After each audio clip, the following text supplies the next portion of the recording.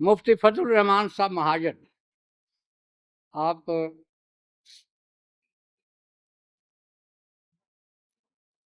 صحابی تھے، عجیب عاشق لوگ تھے، سمجھ نہیں آتا کہ وہ عشق آیا کہاں سے ان کے، اور یہ عشق وہی ہے جس کے متعلق در سمین میں حضرت مسیح السلام نے 5-6 اشعار فرمائے ہیں۔ آپ فرماتے ہیں کسی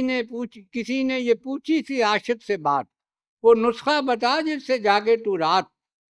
کہا نیند کی ہے دوا سوز و درد، کہاں نیند جب غم کرے چہرہ درد،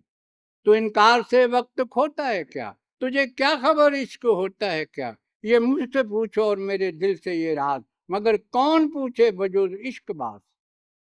یہ تو عشق بازوں کی جماعت ہے۔ اگر کوئی عشق سے نا آشنا ہے تو اسے فکر کرنی چاہیے۔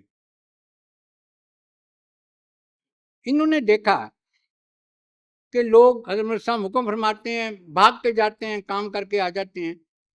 کوئی میں ایسی تدبیر لڑاؤں جس میں سارے کام میں کروں اور سب سے پہلے کروں۔